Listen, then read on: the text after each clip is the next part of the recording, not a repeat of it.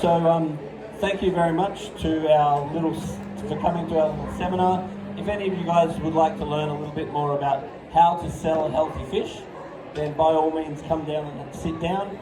I would like to just acknowledge the PIAA and IndiePet for all their hard work putting this event together. And one of the things that I guess these events really do is help to bring the industry together, and for us to realise that as an industry, we're really not alone. We're all in this together, and as an industry, our aim is to convert people that don't have fish to keep fish. And if we all stay on track with that goal, then we're going to grow the pie. And as an industry, what we don't want to do is fight over pieces of the pie. Various times in this industry, that's been the case, where a lot of the people have all competed with each other, whereas if we're able to find our own niches and respect each other's businesses, then together we can really grow a wonderful industry. Also, a lot of the time now, I'm seeing a lot of people in the industry getting very specialised, and they're going right into high-tech plant tanks, high-tech reef tanks, and that's an absolutely wonderful thing.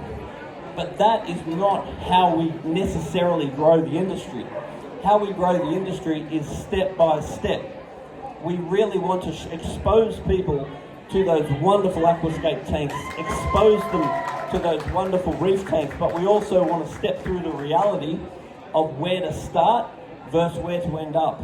Because if you throw someone in the deep end, straight into the deep end, then they're going to have to spend a whole lot of money, and they're going to need a whole lot of skills really quickly. And that requires money, it requires dedication, it requires all this stuff that a very small percentage of the population is going to have. On the other hand, if we widen our scope and we sort of try to show everyone our passion for everything from those high complicated aquariums to the basic Siamese fighting fish in a small aquarium, or something like golden mountain cloud minnows, beautiful fish, very easy to keep, very forgiving, very cheap. So a lot of shops I see, they're really skipping right past the introduction. A couple of clownfish in an 80-litre aquarium. The difference between stepping into salt water with a couple of clownfish in a basic saltwater aquarium compared to a high-tech complex reef aquarium is massive. So we don't want to scare people from the start. We want to step them through. So I guess what I want to do is introduce myself to anyone that I don't know. So I'm Paul Talbot. I'm from Majestic Aquariums. I'm the Vice President of the PIAA. And basically, I'm here to support and help you guys in any way that I can. And so I'm very available if anyone would like to hit me up with questions or any help. Because once again, if we can help each other and support each other and grow the industry, that's actually in all of our best interest. So the idea with today is how to sell healthy fish. So starting with the beginning, it's really important if you want to sell healthy fish, you've got to know what a healthy fish looks like. So you need to get an understanding every time you order a fish into your store, or let's say the person responsible for ordering the fish into your store, you really want to make sure that that person, you've got a couple of rules in place. Don't order that fish into your store unless you know a little bit about that fish and you know what that fish requires to look after, and you know what that fish looks like when it's healthy. So it's really important that you know what healthy fish are. Now you really want to also form a really good relationship with your suppliers. So you don't want to just go, so often I get retailers with no accountability. As soon as something goes wrong, they blame the supplier. But that's not having a good relationship with the supplier. You can't blame the supplier for everything that happens. Absolutely, sometimes the fault of the situation is the supplier, but you need to give the supplier the respect and have a conversation with that supplier. Tell the supplier honestly what's happened. Let the supplier work with you on how to improve that situation, try to make sure that that situation doesn't happen again. So I really believe that your relationship with the supplier is a very, very important part of selling healthy fish. And if you're getting good engagement for your supplier, if you're getting solutions from your supplier, then this is the right supplier for you. If the supplier doesn't really want to know about your problems, if the supplier thinks it's just your problem, if the supplier doesn't want to come to the party if you decide that it is their problem, and they don't want to help you, then maybe there's other suppliers you could consider. Also, I'm a big believer in one supplier per system. So I'll have a system, and let's say that this one's your bay fish system, that one's your aquarium industry system. It really isn't fair for you to go buying some fish from one supplier and have a problem with those fish, but they're mixed with a lot of fish from other suppliers. If you separate out your suppliers and then you go back to that supplier with the problem that you've got, then I think that that's a much more reasonable situation to have. Because if you're honestly saying, look, all the fish in this system are from you, and all of the fish I've got no contamination going on, then I think your accountability with your supplier is much better to have an honest conversation with them. So once again, your relationship with your supplier is everything. If your fish aren't working and you're not getting good feedback from your supplier, then obviously you could consider changing supplier. But you really want to communicate with them and don't go blaming them first. You need to take on accountability for you and what you do. And so when you're buying your fish, you don't want to buy your fish just on price. Because dead fish are not cheap fish. You want to buy the fish governed by your relationship with your supplier and how much they're helping you and whatever you're getting the best success with. And you never, ever, ever buy fish for a system unless that system is running really, really well. So in my shop, I've got multiple systems. As I said, I try to separate out what fish come from what suppliers. And then if I'm having a bigger problem with that system, the worst thing you can do is go and put more fish in that system. You need to get that system running well. Once you're happy the system's running well, then you can tick that off and look at buying some more fish. Because if you buy fish from a supplier, for example, you have some problem with the fish, and then you're thinking, oh no, there's no fish to sell, I better go and get more fish. Even if you're buying them from the same supplier, you're still putting them in the same tank with the same problem. And even if those fish all died and there's no fish, there's every chance the pathogens are still there, and you go and buy another whole batch of fish, throw them in the same tank, have exactly the same problem. It's really important that you're confident with your system before you authorise more fish going into that system. Otherwise, you're literally throwing good money after bad money. It's really important you record your dead fish too. Because if you don't record your dead fish, then you basically have no idea what fish you're losing. And you can create a perception of, oh, I lose heaps of these or I lose heaps of them. But ultimately, if you're not recording them, then you can be way off the mark. So I really, really recommend recording your dead fish. Now, as far as water testing is concerned, fish keeping is 50% water quality and 50% food quality. So in my job, a lot of what I do in your day is troubleshoot, and I'll do consultations a lot of the time for my customers. And basically this is what happens. I go to this house and the fish look great, and I test the water and it's terrible. And I look in the cupboard and there's good quality food. So I have become very biased for all sorts of reasons into what fish food are the best. And when you get a good quality fish food, I promise you it's half of fish keeping. Because when fish have got good immune systems, they've got strong, steady body slime, then how much they can resist is unbelievable. So then what I'll do is I'll go from this house, beautiful fish, terrible water. Obviously this is for a point, and then eventually they'll still go bad, but then I go to the very next house, all the fish are dying, I test the water, it's much better than that, guys. And I look in the cupboard, sure enough, crap food. Most fish food is pressure cooked, processed, crap in a can. When you find a good quality food, a slow cooked, a cold extruded, a holistic, when you get a good quality food, I want to tell you it's half of fish keeping. And as a store, if you're feeding low quality flake food or something and you're losing your fish, good luck. Because that's the same as feeding your kids 2-minute noodles and TV dinners.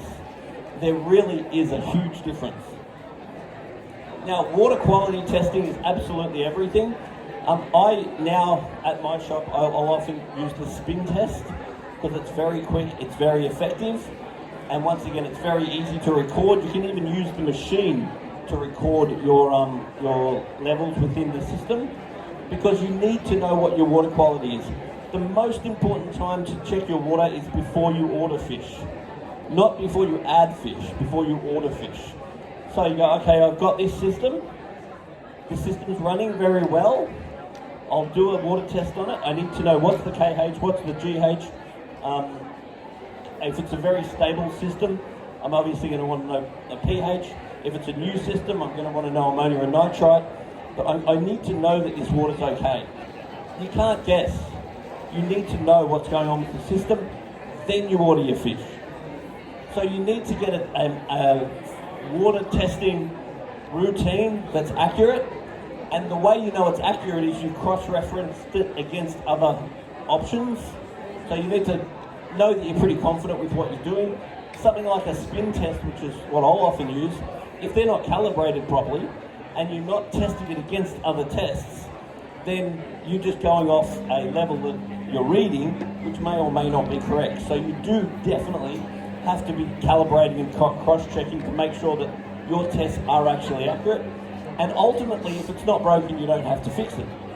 So if you're doing something and your fish aren't dying, keep doing it. But then if you're putting fish in the system and you're losing them, and then later on you're putting fish in the system and you're losing them, then there's a hole in the bucket here.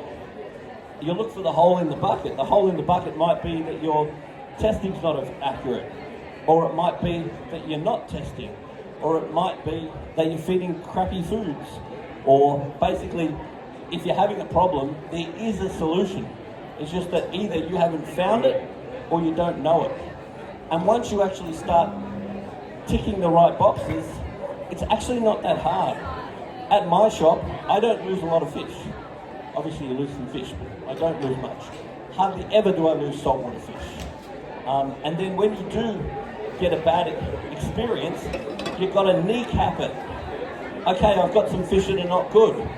No more fish. Fix the fish. Next week, okay, fish are all right. Next week, fish are all right. Then when you're totally confident, and then you put new fish in and there's nothing wrong with the new fish, then you're in business. So often, I'm involved in a shop and they'll ring me up and they're like, oh, I keep losing marine fish. I'm like, cool, what are you doing? Like, what have you tried to stop it? A lot of them fluff out and they don't even tell me anything at all. All they've done, as far as I'm concerned, is put fish in, lose them, blame the supplier, buy a whole nother batch of fish, put them in, lose them, and blame the supplier. Most of the time, it's not the supplier's fault. It can be, by the way. But most of the time, it's just what you're doing. If what you're doing is not working, you've got to change it. So ultimately, you need a relationship with your supplier, and you've got to do what works. If you have a relationship with your supplier and you're buying fish that are living, and you're happy with that relationship, and you're happy with what you're doing, then you've won. If you're losing fish, basically you have to find where the hole is. The hole might be them, but it also very well, more likely, is going to be you. So once again, I'm more than happy to help people if they need it. So testing, making sure the right fish go in the right systems. So this is a really, really, really obvious but big thing. You need to be, when you buy your fish, it's crazy to just go and buy them off a list. You're much better to buy them for the tank. So when you order, you want to be standing in front of your fish system, and you want to go, what would look cool in there? What would get along with them? And you order the fish to go into the tank. Otherwise, you order them off the list and you throw them all in there and you hope you find somewhere that they're going to live. And if your system's really big, maybe you're going to get away with that. Maybe if you've got bottomless money, maybe you're going to get away with that. But if you've got a compact size system and you want to get the most out of that system, you've got to buy the fish to the system. So you want to look at what would suit in that place. And then if what you're doing is not working, if you're getting fish and they're dying, there are lots of experts that are more than happy to help you. The supplier should help you. Someone like me would help you. Someone like Anthony Ramsey would help you. Someone like Gareth Barber would help you. Because ultimately, if you share our dream of the world keeping fish tanks, then we're happy to help. There's plenty of experts. You just got to ask. And do you know what the funny thing is? People like me, we love helping you. That's why we're here. There's no point having all this knowledge and not sharing it, because that's where the love comes from. Now, it's really important that you design a system that works. Once again, if you have a system and you're losing fish from the system, it's either the fish you're buying, how you're buying them, what you're doing with them, or the system itself. So once again, if it's not broken, you don't have to fix it. But you do have to make sure that you have a system that actually works. And once again, there are experts that can help you. For example, Gareth. Gareth is one of the friendliest, happiest, funniest, helpful people you'll ever meet. And he will go out of his way to help you design a system. He's going. And then obviously, you want to try and look after those people in any way. But all I'm saying is there is help. If I can teach you anything, is that you're not alone and there is help. But you do have to ask. Rebooting the system is important. I won't go into that because I've got to make sure that I don't take too long. Got to make sure the tanks have got very good surface agitation on them. And you've also got to know that the systems do expire. I've set up a system. It looks really nice. I sell lots of fish. And after about 7 years, it looks tired. You've got to chuck it out. Think about a new system. Think about updating. Think about how can you improve it. And then you watch your sales go up. Your sales will go up 15% just because you've got a new system. You can't have a 40-year-old system. Well, you can, but if it was up to me, I would update my system. I would learn and improve, then update my system, then learn and improve. In the long run, you'll sell more fish. Your fish will be healthier. Your customers will be happier. And away we go. How many times did I press this? So if you're not a member of the PIAA, I definitely recommend that you are. So I'm the aquatic director of the PIAA. Once again, I'm more than happy to help you, and if I can inspire you for one thing today, I'd like to inspire you to know that there is help out there. And the other thing I want you to know is that people that say, oh, what does the PIAA do for you? Is that you wouldn't have an industry without the PIAA. The PIAA was formed initially in about 1979 to fight the government who declared that they were banning the goldfish. PIAA got together, a bunch of passionate industry people, and fought the government and won. In the meantime, the PIAA has fought the government for all sorts of things, for aquatic plants, for frozen foods, for cichlids several times, for guamis for several times, to not put our reef fish on the CITES list. Basically, at the long and short of it, is there is no industry without the PIAA, so I really request that everyone get on board, become a member, pay your dues, and also tap into that togetherness, you know what I mean? We're all in this together. We want to see more people keep fish. Now the next thing is you also have to have, in my opinion, a relationship with a fish vet. Because some of the medications that you're going to need to run your business, you're not going to be able to get. So you need to have access to microscope diagnostics and proper veterinary medications. These are not readily available. So depending on what area you're in, the PIAA has some deals set up with vets.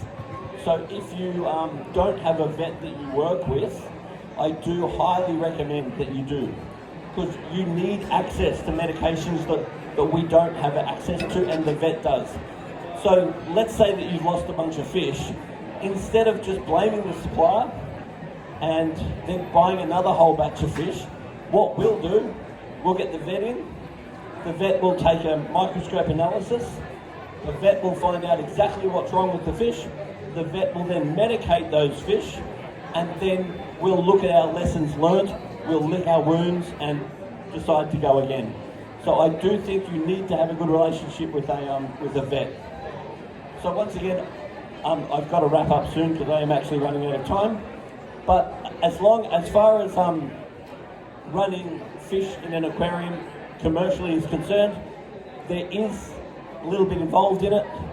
There are people that want to help you, but you do have to create, I guess, a tick list that works. Like having oversized UV sterilizers where the tubes are replaced regularly enough. And there's really not one solution for everyone, but you can find a solution for your systems. And the solution may also be governed by how many fish you're allowed to have in your systems. Like I've been to stores that are absolutely chock-a-block with fish and the fish are all happy. Then I've had other systems myself where I know that I can't put that many fish in the system. So it's all a matter of getting interested, getting involved, and learning what actually works for you. Because all that matters is what actually works for you. And if you don't record it, you don't know. So setting targets, I think, is absolutely everything. So if you just monitor what you do and say, right, at the moment in my store, aquarium is 11% of my store, for example. Let's play a game and how do we get it to 15%? Dead fish in my store is at 18%, and I've had a lot to do with a lot of training in various stores. Very much done a lot of training with pet stock, and you can improve it. So if you monitor your dead fish and find they're 18%, the question becomes, how do we get that down? And if you just set some really basic targets and you get the right team involved and you just slowly improve, then number one, you'll get a lot of reward out of it. You might actually find you really enjoy it a lot and you enjoy your business a lot, and there are people out here that can help you. So anyway, I better wrap up, but if anyone does want to contact me at any time, I'm always here, I'm always available, and whatever we can do together. And events like this are absolutely wonderful. So I would love to see the old trade shows days come back again. I remember my business, for the first 10 years of my business, the only holidays I ever got was trade shows. And coming to the trade shows and getting drunk with all my industry friends was my calendar Christmas, do you know what I mean? So as an industry, our aim is to get new people into the aquarium hobby and not fight over the people that are here. And if we can help each other, then I think we're really in for a wonderful industry. And there's no way I would have got through the rest of that. Now, I do really recommend everyone goes onto the PIAA website and completes the Aquarium Care 101 course. It is totally free. It is very, very good. And you even get a little certificate so your mum can be proud. Anyway, thank you for your time, guys.